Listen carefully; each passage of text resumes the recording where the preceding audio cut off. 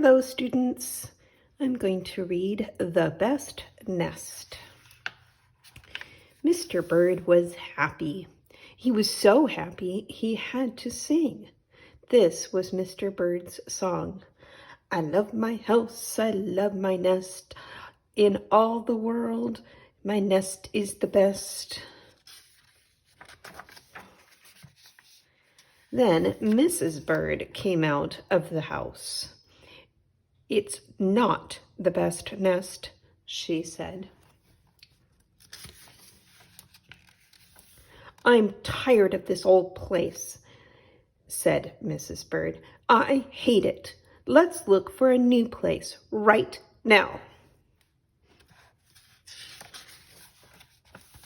So they left the old place to look for a new one. This place looks nice, said Mr. Bird. Let's move in here.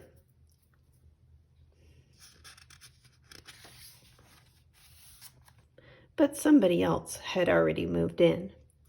So they looked at another house. This one looks nice, said Mr. Bird, and there's nobody in it.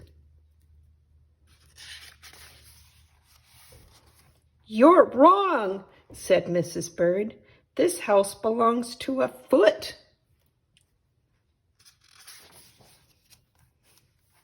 So they went on looking. I like this one, said Mr. Bird. It has a pretty red flag on the roof. I've always wanted a house with a flag, said Mrs. Bird. Maybe this place will be all right.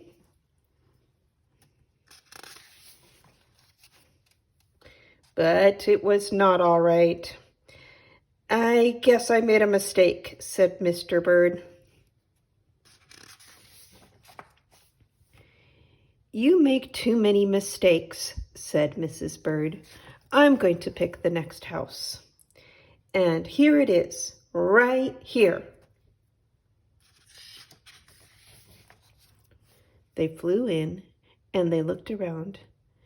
Isn't it too big? Asked Mr. Bird. I like this place, said Mrs. Bird. This is the place to build our nest. They went right to work. They needed many things to build their nest. First, they got some hay. Then they got some straws and broom straws and some sweater string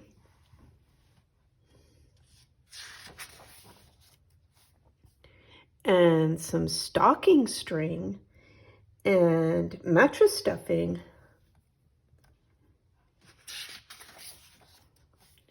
And they got some horsehair and they got some man hair.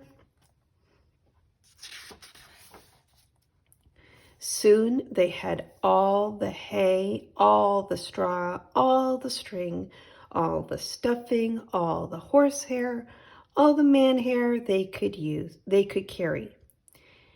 They took it all back to build their nest.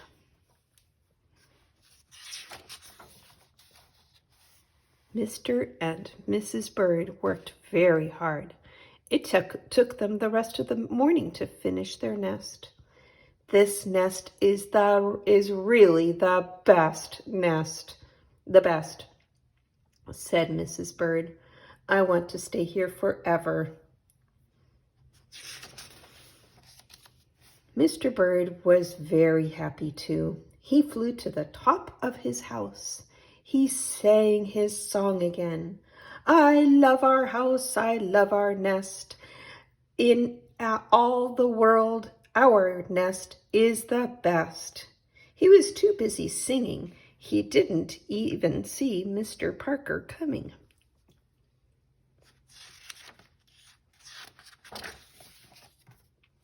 Every day at 12 o'clock, Mr. Parker came to the church. Mr. Parker came to pull a rope. The rope went up to the bird's new nest. The rope rang the big bell and right under Mrs. Bird's nest. Bong, bong, bong.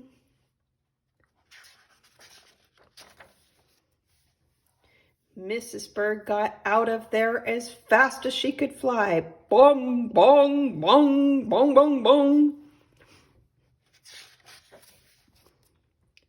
When Mr. Bird came in, all he could see was a mess of hay and string and stuffing and horsehair and man hair and straws. Where was Mrs. Bird? I will look for her until I find her, said Mr. Bird. He looked high, he looked low, he looked everywhere for Mrs. Bird.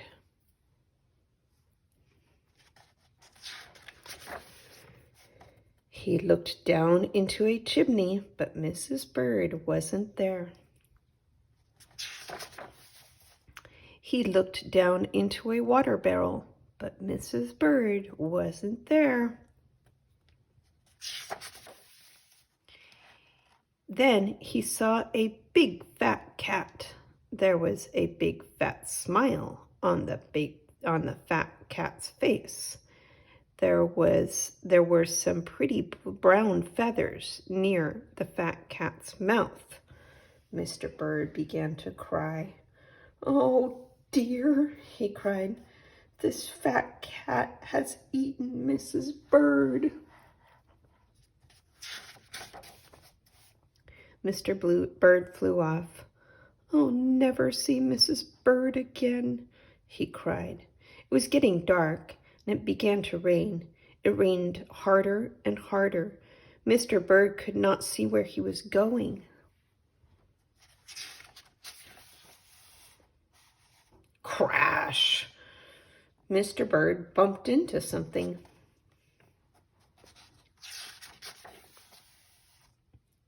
It was his old house, that old house that Mrs. Bird hated. "I'll go inside," said Mr. Bird. "I'll rest here until the rain stops." Mr. Bird went in, and there was Mrs. Bird, sitting there singing, "I love my house, I love my nest. It's all in all the world, this nest is the best."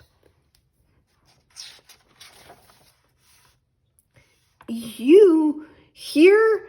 gasped Mr. Bird. "I thought you hated this old nest." Mrs. Bird smiled. "I used to hate it," she said, "but a mother bird can change her mind, you see. There is no nest like an old nest for a brand new bird."